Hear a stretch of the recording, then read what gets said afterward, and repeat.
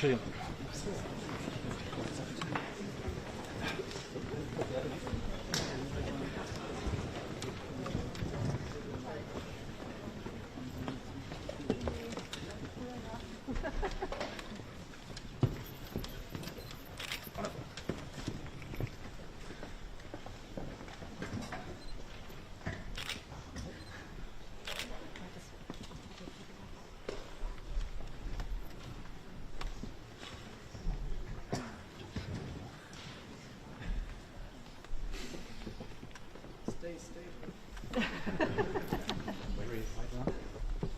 Almost finished.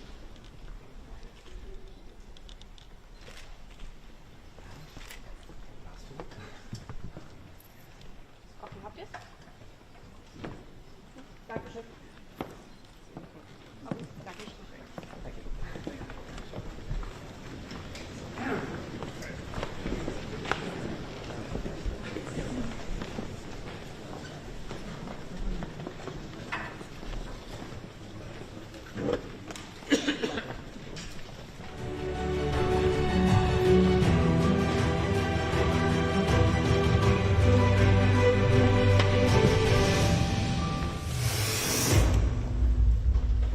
Please welcome to the stage Dennis Snower, President of the Global Solutions Initiative.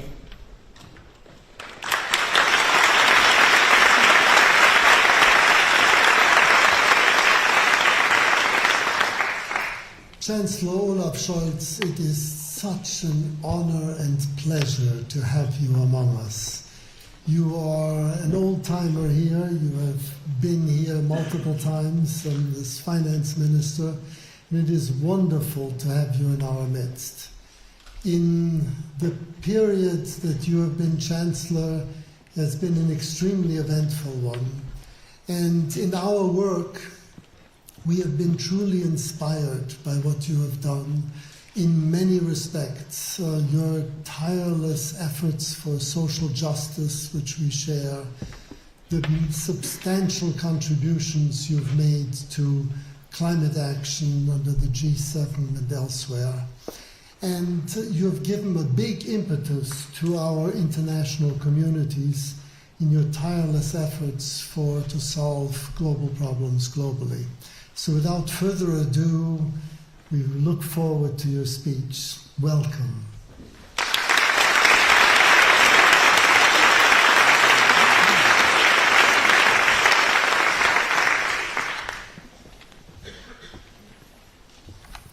Professor Snower, Mr. Walker, friends, ladies and gentlemen.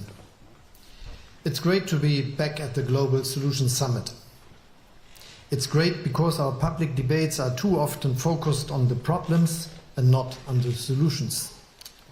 And even more often we are looking at them from a very domestic perspective.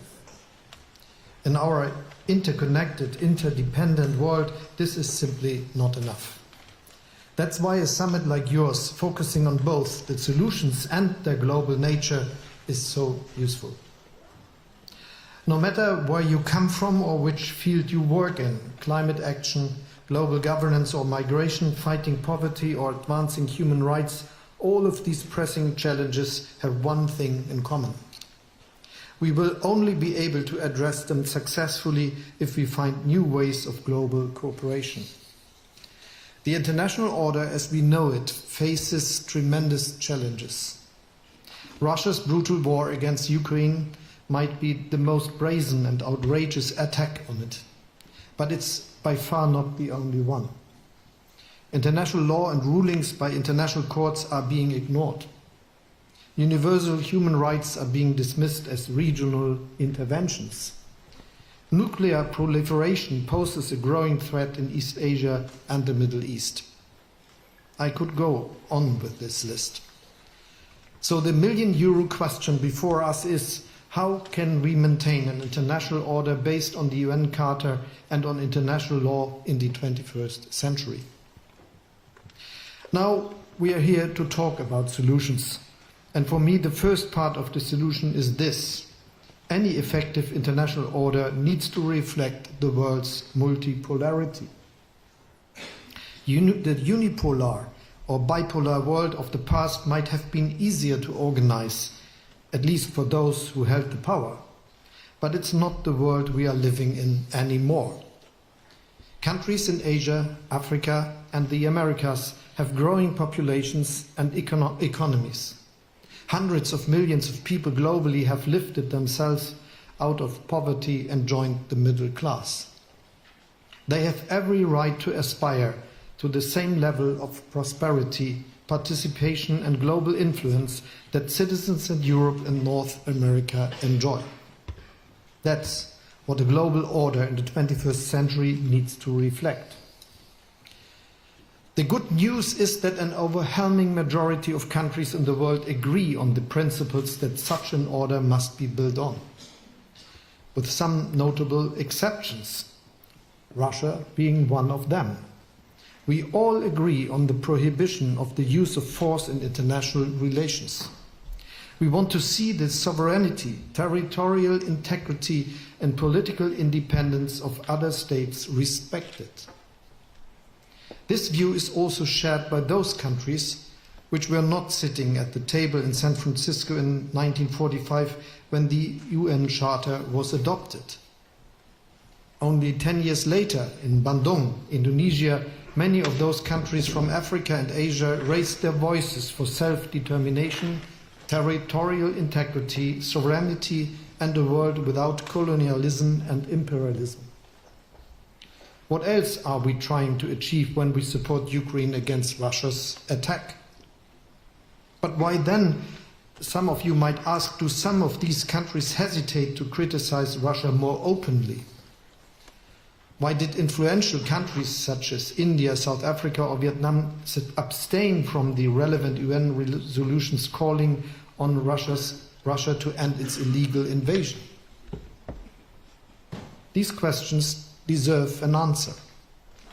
When I talk to leaders from those countries, many assure me that they are not questioning the underlying principles of our international order.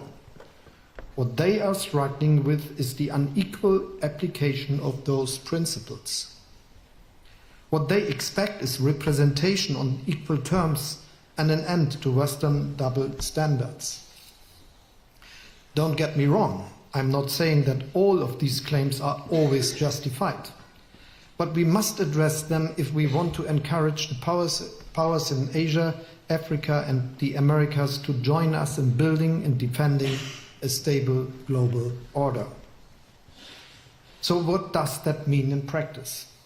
First, we need to substantially broaden the scope of our engagement with this global South. If countries get the impression that we only approach them because we are interested in their raw materials or because we want their support on a UN resolution, it shouldn't surprise us that their willingness to cooperate is limited at best. Rather, our focus should be on what we can offer them and where our interests converge. One example is regional integration. No other region in the world is as closely integrated as the European Union, with its single market, its freedom of movement, and its strong political institutions. Countries in Africa, Southeast Asia, Latin America, and the Caribbean have embarked on a similar path with the African Union, ASEAN, Mercosur, CELAC, and other organizations. We as Europeans should offer them our unique experience and our support. That's what I did in my meetings with the African Union in Addis Ababa last week. Another huge opportunity to bring about a new relationship between Europe and the global South is the transition towards renewable energy. Within 2 decades, we'll be living in a solar, wind, and hydrogen-powered world. For many countries in Africa, Asia, and the Americas, which were once importers of fossil energy, this creates an enormous opportunity to boost their own carbon-free industrial development and in some cases even become energy exporters. This success lies in our very own interest. After all, one key lesson from Russia's war against Ukraine is what we have to avoid: one-sided that we have to avoid one-sided dependencies and diversify our energy supply.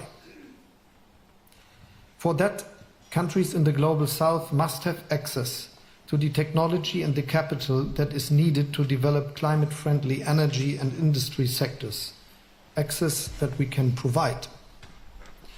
This is one of the key issues we'll be addressing in the International Climate Club that we founded during our G7 presidency last year.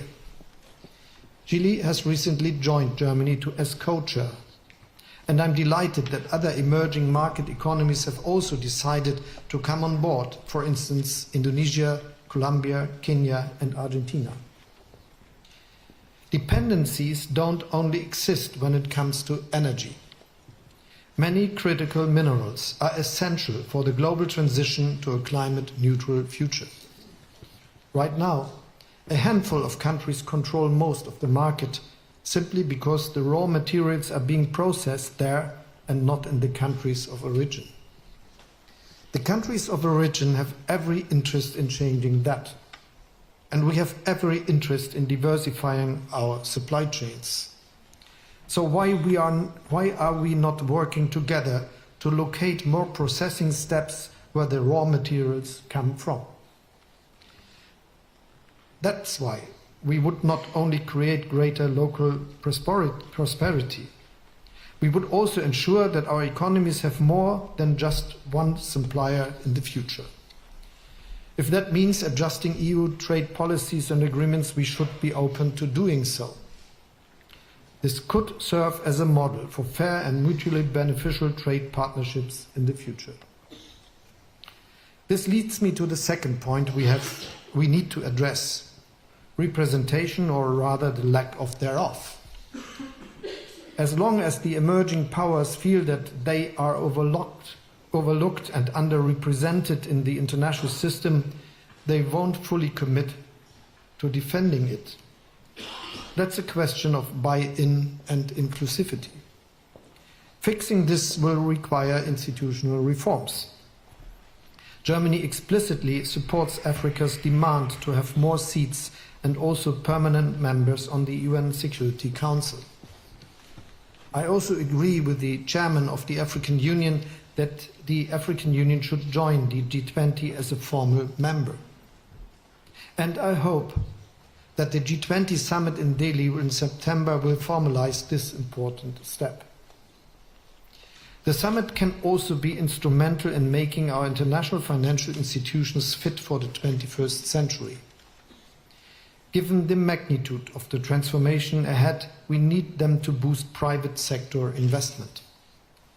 The World Bank in particular could be a frontrunner by advancing the global transformation towards climate neutrality and continuing to fight poverty.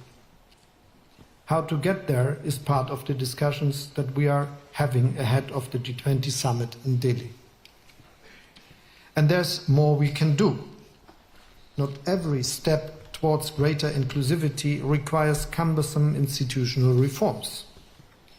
As you might know, we used our G7 presidency last year to include leaders of the Global South in our discussions. Indonesia as the then chair of the G20, India as the incoming G20 presidency, Senegal as head of the African Union, South Africa as Africa's voice in the G20, and Argentina as chair of Latin American and Caribbean states.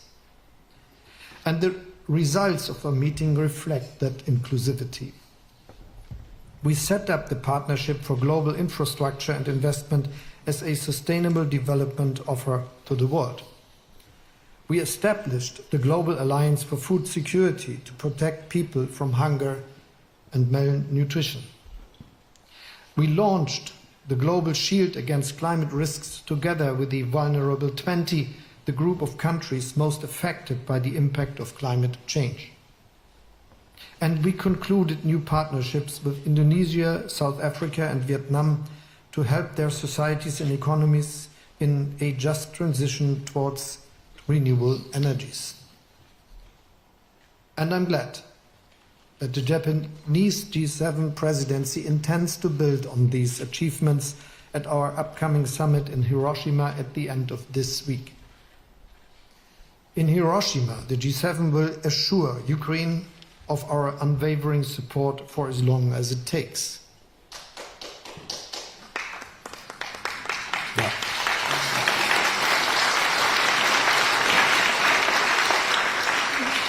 Take steps toward creating secure and resilient economies based on partnerships with the Global South. And act on the challenges faced by developing and emerging markets, ranging from the urgent threat of the climate crisis to the critical need for infrastructure. I will also remain personally committed to working towards a more inclusive, more equitable global order, particularly when it comes to our neighboring continent, Africa. That's why I will invite African leaders and other global representatives to join me here in Berlin on the 20th of November to advance the G20 Compact with Africa. The Compact's goal is to stimulate economic growth and to encourage private investment in Africa. It remains as valid as ever. Its potential, though, has only grown, as I witnessed firsthand during my trip to East Africa last week. Because of Africa's young and growing population, and because many African countries are embracing the energy transition as an opportunity for them. So here's my conclusion. Yes, there are many challenges to our existing international order, probably more than ever before in the past 8 decades. And at the same time, the potential for global cooperation on equal terms was never greater than today. That's the dichotomy of our times. Our focus should be on unlocking that potential, just like you are doing through your work.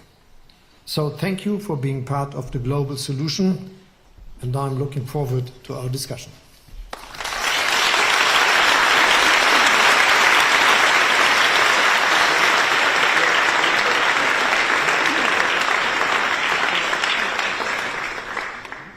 So much, Chancellor Scholz, and thank you, everyone. My name's Richard Walker. I'm with Deutsche Welle, Germany's international broadcaster based here in Berlin.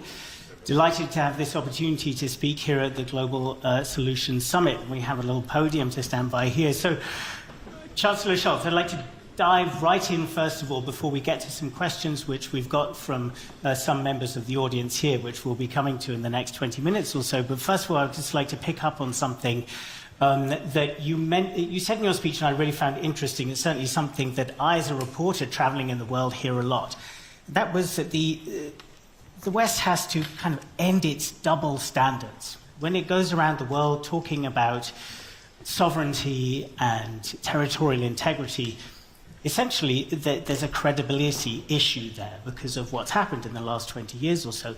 So I just want to ask, before we get to those other questions, what can the West do to repair that credibility? Does this call for a more honest reckoning than there has been so far with the legacy, particularly of, say, the Iraq War, of the Afghanistan War? Would it help clear the air if the United States, if Joe Biden came out and said, sorry? So first, we were in Afghanistan as well, and this was defending a threat to the international order and helping a country to develop a democracy, which failed in the end, as for many reasons, as we know. But I will be very clear on this topic. The first thing is that we are very honest with the past, and so let's be very clear. Colonial times are not that far away from today as many people in Europe think. Just if we remember the time of building the European Union and the first times of the European Community of Steel and Coal, it was at that time that many of the members joining there were still colonial powers.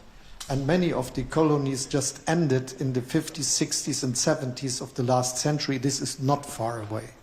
So we have to be very sorry about that. And this is, I think, the basis for the debate of double standards. And in the time when many of the European countries moved away from monarchy or from absolute power of the monarch, and developed the first times of democracy and all the basic rules we are looking at today, they were still selling men as slaves. So this is a truth we should know and we should be able to speak about. And the second is, if you want to be accepted, you have not to go there to an assembly and address the assembly saying, so we are now like this. You have to be continuously doing the same things for a long time. I think this is, if you love someone, you have to be continuously saying you are doing it, and you have to prove it for a long time. And this is what we are starting today.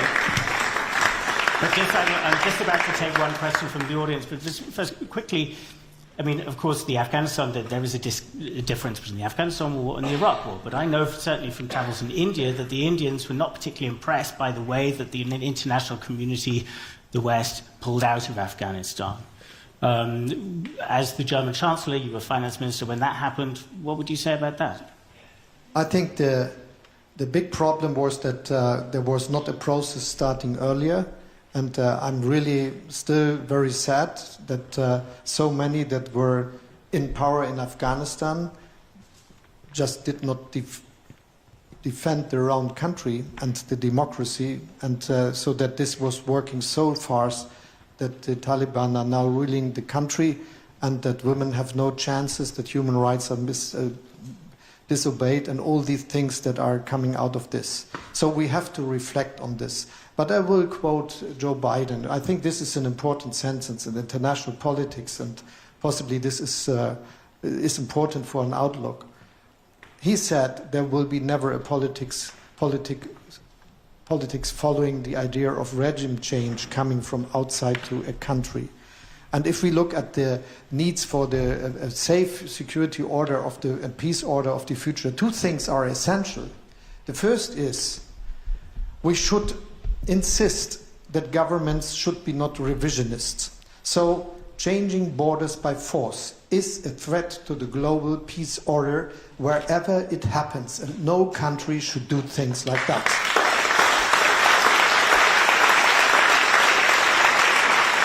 And this also is why the question of Russia's aggression against Ukraine is a global question. Because if Russia would succeed, this is a message to many strong states to look at their neighbors and to eat them. And we have to avoid this as a message coming out of this war. The next is, I think, that we should be very clear that what was, I think, starting with what some men in England got from their king, habeas corpus, that if you are dissenting with your government, you are not in the threat of being put into jail. I think this is something which is also necessary for an international peace order. This is what we could ask for, and this is what we should demand from any government and every country in the world. But aside of this, which way they will take is a decision by the people. And we should be very, very clear. As a country that made it to democracy, and started with this in the 19th century to get there, and coming from the party that was fighting at that time against authoritarian regime of the then emperor, it is absolutely clear that is something which we will support, but which has to be done by all the people by themselves. And this is what is the basis for a global international order. Right, let's get to some questions from the audience. I would like to turn to Agnes Kalabata. She is from the Alliance for a Green Revolution in Africa with an important question. Thank you for having me, Your Excellency. My question is, globally, challenges continue to rage on. We have hunger in Africa that is going on unabated, and other developing parts of the world. We have the debt crisis and the climate change that are eroding previous investments. And we have government's capacity completely being eroded when it comes to ability to invest in people, especially if you live in Africa. So my question to you is, the financial systems are not working for us. We also don't see solutions that are being put in place that we believe are putting forward a credible agenda in the very near future.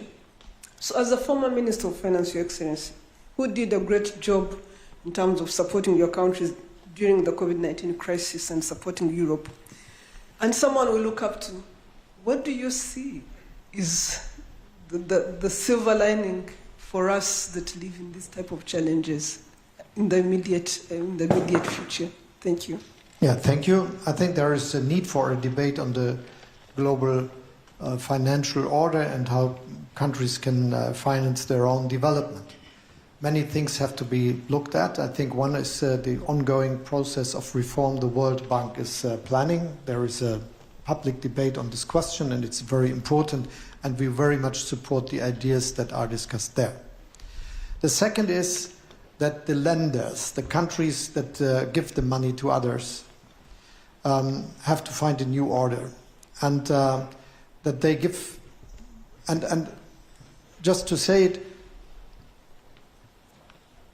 the West learned about its mistakes and built the Paris Club to manage the process of giving money to countries and finding ways how they could be paid back.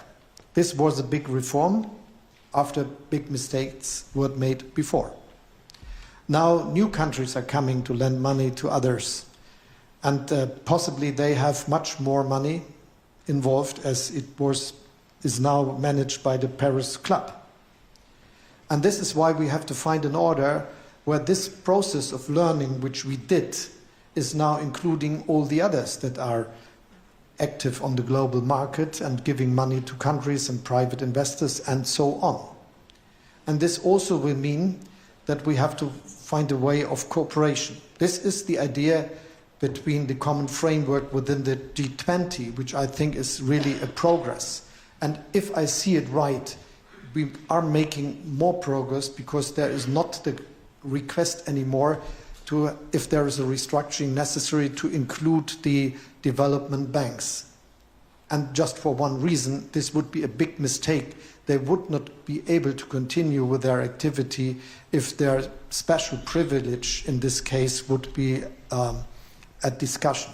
And so I think having got this near agreement, I think we can go into concrete agreements with countries, and we are very happy that some, especially of the African countries, are now discussed about that there is discussion of restructuring ongoing. And we should continue with that because there is too much money that is used for not very fruitful investments and government activities in the past, and we have to come back to a very more serious way of support. The last, I think, is that we need to always understand that beside of public investment, private investments will be key. Just looking at Germany, we are doing a big transformation. And within this big transformation, billions, hundred of billions of investment will be necessary to transform the way of producing energy with offshore wind, onshore wind, with solar, to investing into our grid, to do investments into the industrial infrastructure, building steel in a different way, doing different ways of producing chemistry, and so on. But if we are doing this, we have to understand that these hundreds of billions will be private investment. And all the government support we are always discussing about will be just a small part of the most necessary things to be done.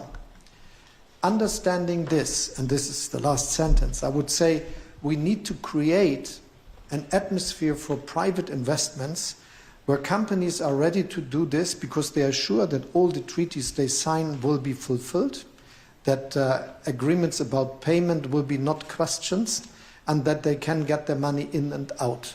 And this is the idea of compact with Africa. And this should be the conclusion of this. We have to do also this for having more investments into, for instance, the African continent. So I would like to stay in the Global South and turn to Ambassador Sujan Chinoy, who's the chair of the T20 India, following on from that. Thank you very much, Excellency, for your thought-provoking remarks. You spoke with great candor, and your remarks also demonstrated deep empathy for the global south.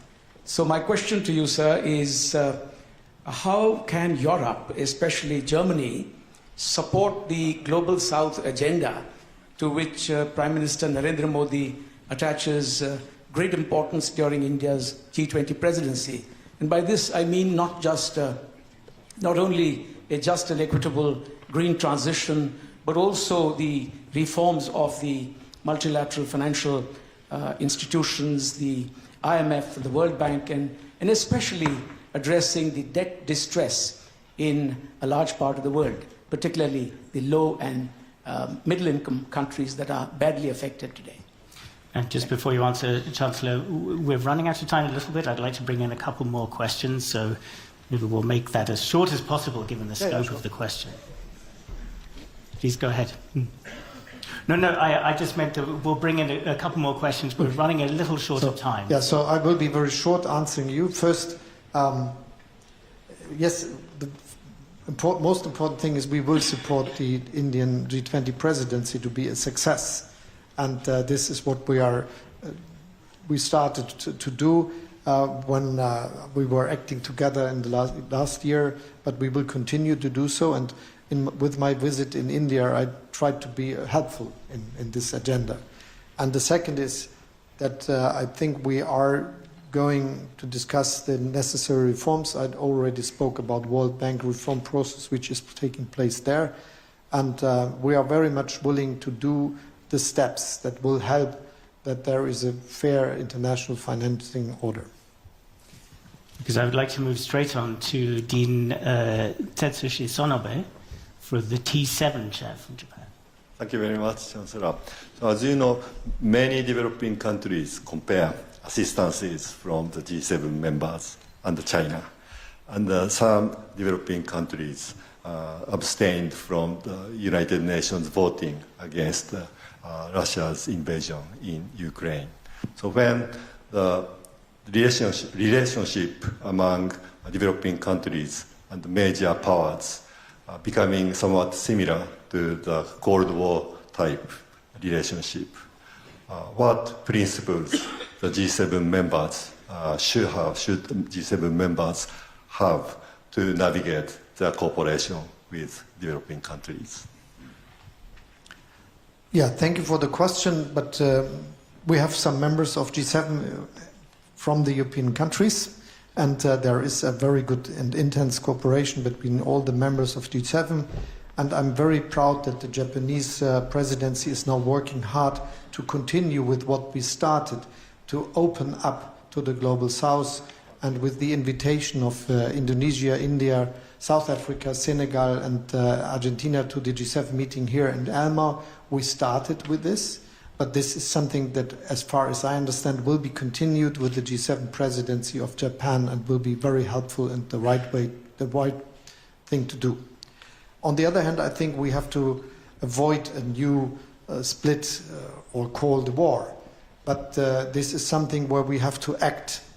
And it means, at the first place, that we find a way how we can convince countries that they have to stick to the principles I spoke about, not being revisionist, not to try to change borders by force, and to act according to the idea of rule of law and the basic principles of democracy.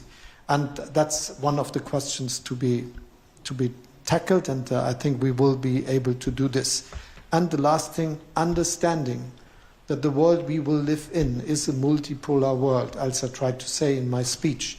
It is not bipolar, not tripolar or something else. It is multipolar. But it is not a good place to live in if we are not making it multilateral.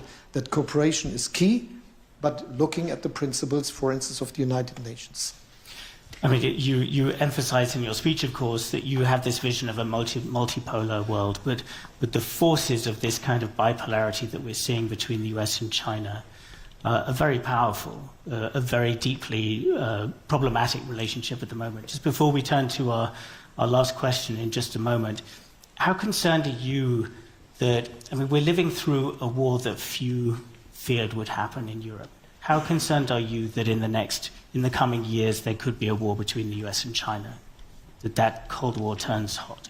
But first, it depends on all of us and how we act. And no one is planning for something like this. If I understand the United States President correctly, he is not acting into this direction. He has no plan like this. So the perspective must be that we are absolutely sure that obeying international law and sticking to the common rules of international order, being not revisionist, is the key for all what we can reach. And the next is that we are looking that the rules we are discussing should be followed at all places. So if we discuss about on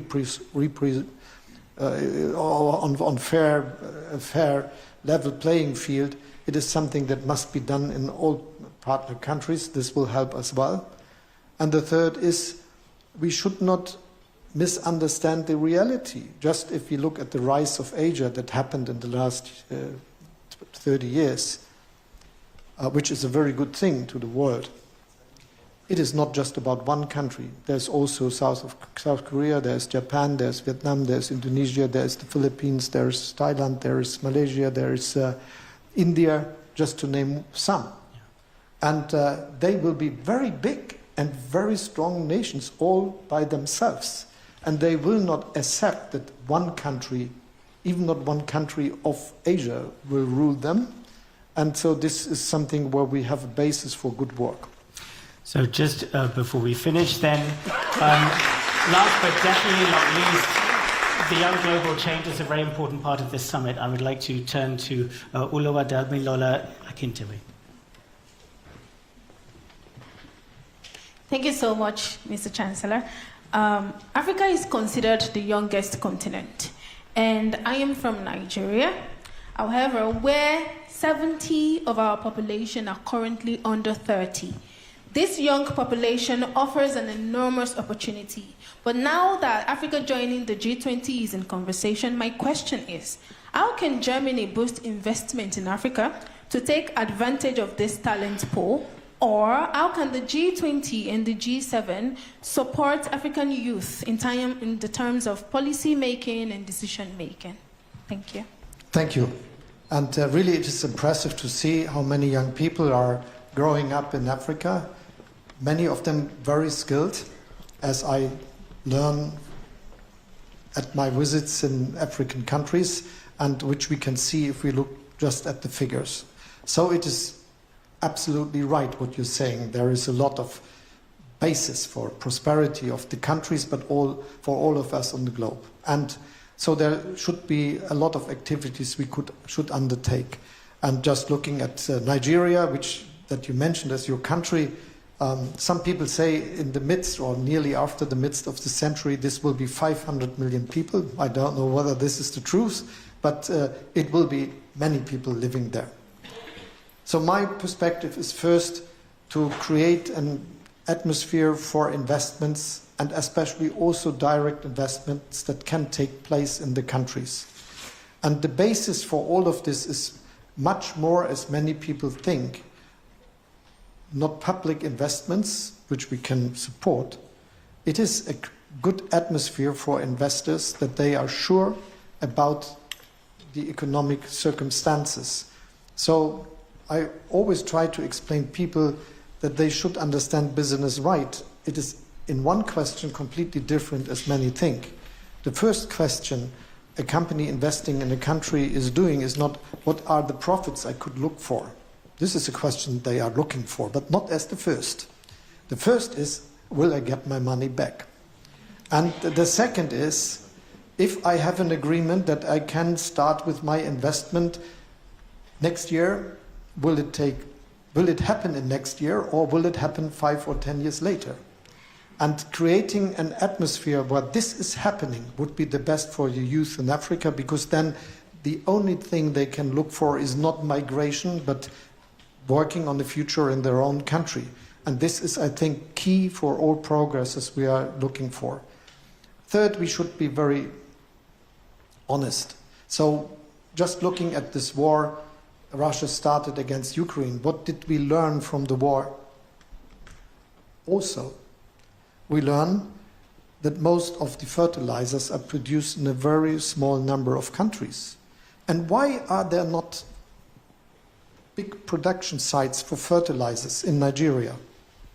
In other places of Africa, there is a planning in Kenya where I was, in South Africa, for instance, many other places, and also in the South of America or in other Asian countries, to give the chance for a local production, which also makes these countries and their neighbors more independent from the supply from special countries. Last but not least, I think we have to find a very fair agreement on migration, which is also part of what can be done. Not that all people go, but that those who want can go, because in many of the countries, due to the fact that 70%, as you say, are under 30, even if there's a big growth, even if there is a big growth of jobs, it will not happen that all people will find something that is sufficient for them. And so we have to find fair deals. And I'm just trying to develop something which could be a new partnership with countries of origin and the countries where there is a request for labor, as for instance in mine. We are looking for more than 6 million people working extra in Germany coming from abroad up to the beginning of the 30s. So there is something that's not solving all problems, but some of them. And the only thing we try to have migration partnerships, which are very clear, that people can come on a very regular basis and fair agreements on migration for work, but that the countries that get access to this partnership are also ready to take those people back who cannot stay here because of legal reasons. And if this is something we can do, I think this could also help a little to develop countries. Thank you. Okay, and so we're having to call time now. So interesting to talk to you. That we could have carried this on for much longer, but I'm going to ask Professor Snow back up onto the stage. Thank you very much, Chancellor Scholz. Thank you. Chancellor Scholz, this was a very inspiring speech and very inspiring discussion. And I think your honest, open-minded, humble approach to statesmanship is a true inspiration to all our communities here to help solve global problems in that spirit. And in that regard, I'd like to hand over to you our latest Global Solutions Journal that contains our latest insights. And I'd like to thank you very much indeed.